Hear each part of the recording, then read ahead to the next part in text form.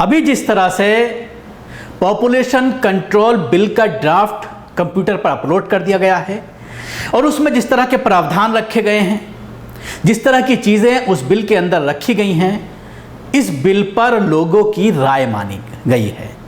जब भी कोई कानून बनता है तो कानून बनने से पहले उस ड्राफ्ट को पब्लिक में रखा जाता है, अखबारों के माध्यम से, मीडिया के माध्यम से। आजकल कंप्यूटर पर उसको अपलोड कर देते हैं और उसमें लोगों की राय मानी जाती है। आपत्ति अगर किसी को है तो वो बताता है, किसी चीज़ को लेकर किसी को परेशानी है तो वो बताया जाता है।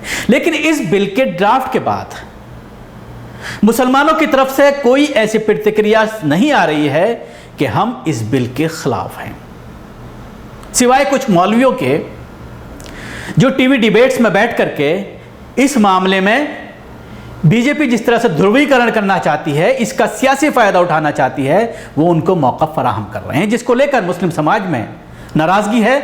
और लोग इस पूरे मामले में ये आवाज उठा रहे हैं कि हम इस बिल का समर्थन करते हैं, मुसलमानों को इस बिल से किसी तरह की कोई भी आपत्ति नहीं है।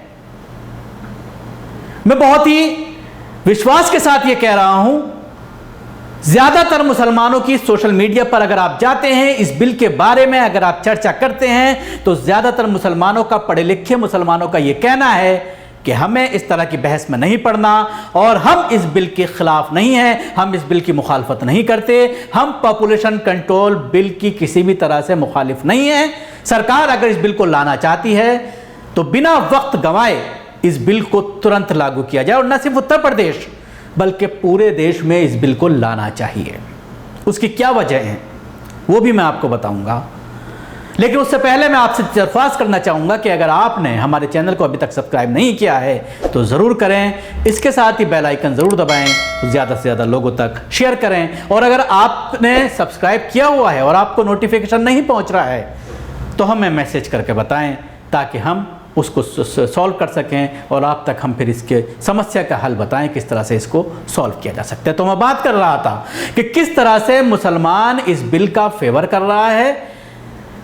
जब इस बिल को लेकर डिस्कशन हो रहा है और कुछ मुसलमान बैठ करके इसकी मुखालफत कर रहे हैं तो उसको लेकर लोग तरह तरह के आरोप लगा रहे हैं और ये कह रहे हैं कि ऐसे लोगों को सबक सिखाने की ज़रूरत है और मुसलमान और उलमा इस बिल को लेकर के किसी भी तरह से बहस में शामिल ना हो, इस बिल पर बहस ना करें, क्योंकि इसका ज़्यादा नुकसान मुसलमानों को नहीं होने वाला। मुसलमान के आबादी के हिसाब से मैं एक चार्ट आपको बताना चाहूँगा जिससे आप बखूबी अंदाज़ा लगा सकते हैं कि किस तरह से आबादी के लिहाज से मुसलमानों को इस बिल का कोई भी नुकसान ज़्यादा नहीं हो रहा है। इसके पीछे कई साजिशें कार फरमा हैं अपर कास्ट लोगों की, बीजेपी की, वो भी मैं इसमें अपनी रिपोर्ट में बताऊंगा।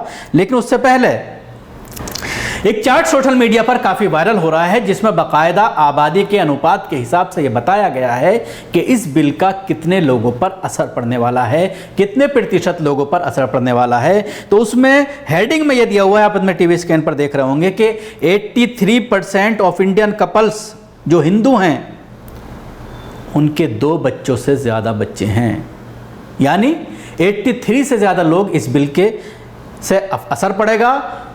उसके अलावा अगर मुसलमानों की बात करते हैं तो 13% मुसलमानों के ऊपर असर पड़ेगा इस बिल का, क्योंकि 13% से ज़्यादा मुसलमानों के 3 बच्चे हैं, यानी 2 से ज़्यादा बच्चे हैं।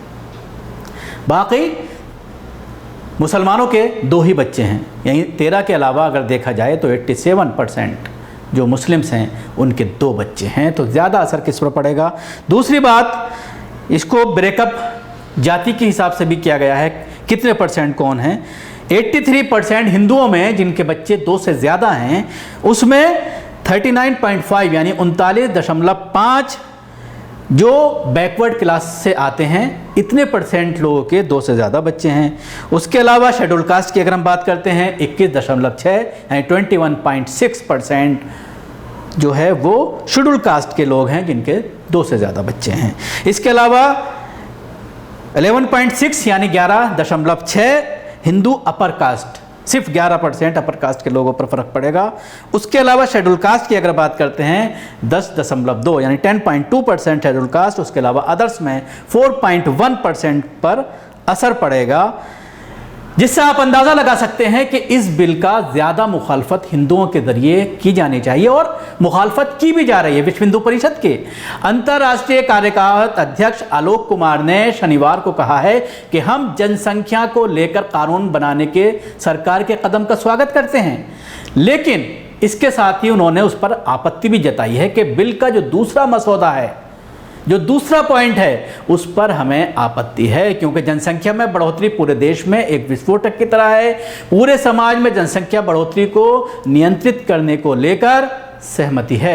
ये बात विश्व हिंदू परिषद के कार्यवाहक उपाध्यक्ष के जरिए कही गई, लेकिन उन्होंने बिल के दूसरे हिस्से को लेकर चिंता जताई है और कहा है कि बिल का दूसरा हिस्सा हिंदू और मुस्लिम जनसंख्या अनुपात में असंतुलन पैदा करेगा। सरकार को इस पर दोबारा विचार करना चाहिए, क्योंकि जनसंख्या में नकारात्मक वृद्धि को बढ़ावा देगा।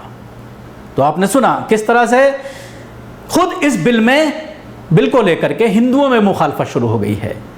और इस बिल का सबसे ज्यादा असर उन लोगों पर पड़ने वाला है जो रिजर्वेशन का फायदा उठा रहे हैं।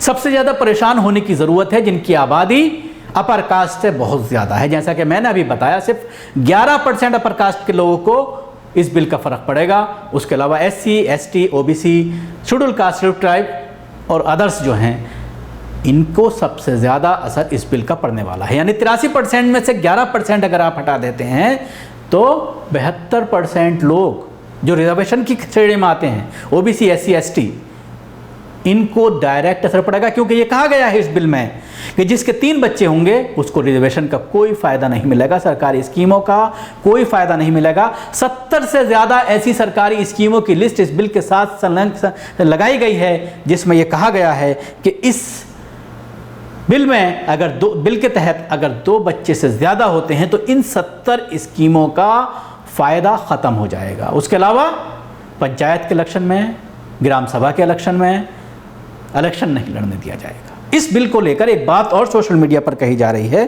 जो काफी अहम बात है, जिसमें यह कहा जा रहा है कि इस बिल को लागू किया जाए, लेकिन इसके साथ ही जिस तरह से इसमें इलेक्शन लड़ने की बात कही गई है तो MLA MP का इलेक्शन भी आना चाहिए। लोकसभा और विधानसभा के इलेक्शन का भी इसमें डालना चाहिए कि अगर 2 से ज़्यादा बच्चे हैं तो कोई भी MLA या MP का इलेक्शन नहीं लड़ पाएगा।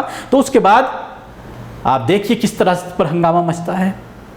चाइना में अभी आपने देखा होगा कुछ दिन पहले ही, जिस तरह से पहले 1 बच्चे की पॉलिसी लाई गई, उसके बाद 90 के दशक में 2 बच्चे किए गए, लेकिन अब 3 बच्चे की पॉलिसी लाई गई है, जिसकी बहुत सारी वजहें बताई गई हैं, जिसको आप डिटेल से सोशल मीडिया पर भी आप चेक कर सकते हैं और आप अंदाज़ा लगा सकते हैं कि किस तरह से इसको राजनीतिक फ़ायदा उठाने के और मुसलमानों को निशाना बना करके अपना मकसद साधने की कोशिश की जा रही है। हालांकि मुसलमान इस जाल में नहीं फंसने वाले, मुसलमान इस बिल का पूरी तरह से स्वागत कर रहे हैं।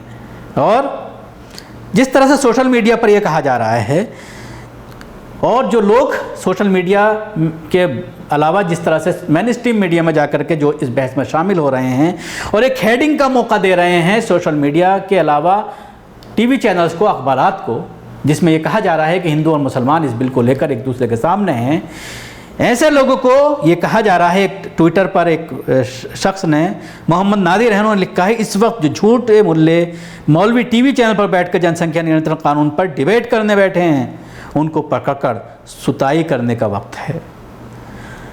जाहिर सी बात है, इस तरह के बहुत सारे कमेंट्स सोशल मीडिया पर देखने में आ रहे हैं जो इस बिल का पूरी तरह से मुसलमानों के जरिए स्वागत करते हुए नजर आ रहे हैं। कह रहे हैं कि इस बिल को जल्द से जल्द लागू किया जाए और न सिर्फ उत्तर प्रदेश बल्कि पूरे हिंदुस्तान में, पूरे देश में, पूरे भारत में इसको लागू किया जाए। इसके अलावा आपस में किस तरह का मतभेद है, मैं कुछ लाइनें आपको बताना चाहूँगा। ज़्यादा बच्चे पैदा करें हिंदू, ये बात मोहन भागवत के एक बयान में कही गई थी, आपको याद होगा। उसके साथ ही 10-10 बच्चे पैदा करें हिंदू, भगवान आपके बच्चों का ध्यान रखेगा, एक बाबा के ज़रिए ये बात कही गई थी। कम से कम 4 बच्चे पैदा करें हिंदू औरतें, साक्षी महाराज ने कही थी, जिसको लेकर के विवाद हो गया था। 2 से ज़्यादा बच्चे पैदा करने पर रोक लगाएंगे, योगी आदित्यनाथ अब ये कह रहे हैं। तो अब सवाल ये खड़ा हो रहा है कि भाई आप पहले ये फैसला कर लीजिए कि आप क्या करना चाहते हैं। ज़्यादा बच्चे पैदा करना चाहते हैं हिंदू मुसलमानों के मुकाबले में, जिस तरह से एक प्रोपेगेंडा पिछले कई सालों से ये किया जा रहा है, 10 साल हो गए इस तरह का ये प्रोपेगेंडा किया जाता है कि मुसलमान ज़्यादा शादियां करते हैं, ज़्यादा बच्चे पैदा करते हैं और देश की आबादी बढ़ाने में मुसलमानों का हाथ है। एक ये मैसेज भी वायरल किया जाता है कि वो 2050 तक देश में मुसलमानों की आबादी हिंदुओं से ज़्यादा हो जाएगी, इसलिए ख़तरे में आप पड़ जाएंगे, ज़्यादा से ज़्यादा बच्चे पैदा करें। या फिर इस जनसंख्या नियंत्रण कानून को लाने की बात इसके ज़रिए कही जाती है। लेकिन ये सारी चीज़ें महज एक प्रोपेगेंडा हैं, जिस तरह से मैंने चार्ट के ज़रिए आपको समझाने की कोशिश की। तो ऐसे में मुसलमान हालांकि इसका विरोध नहीं कर रहे हैं, लेकिन 1% जो लोग इसका विरोध कर रहे हैं उनसे भी मैं अगर दरख्वास्त करूंगा कि ऐसे लोग, मौलवी और उलमा, टीवी चैनल्स पर बैठ करके बिना वजह एक मुद्दा ना दें, इसके फेवर में बयानबाजी ना करें, इसकी मुखालफत ना करें और बैठे बिठाए एक मुद्दा इलेक्शन में बीजेपी आरएसएस को ना दें, क्योंकि इससे ज़्यादा नुकसान गैर मुस्लिमों का होने वाला है। शुक्रिया। आपको हमारी कोशिश कैसे लगी ज़रूर बताएं। हमारे YouTube चैनल को सब्सक्राइब करना ना भूलें, इसके साथ ही बेल आइकन ज़रूर दबाएं। धन्यवाद। सभी अहम खबरों के लिए न्यूज़ MX को सब्सक्राइब करें, साथ ही बेल आइकॉन को जरूर दबाएं। लाइक, शेयर, कमेंट करना ना भूलें।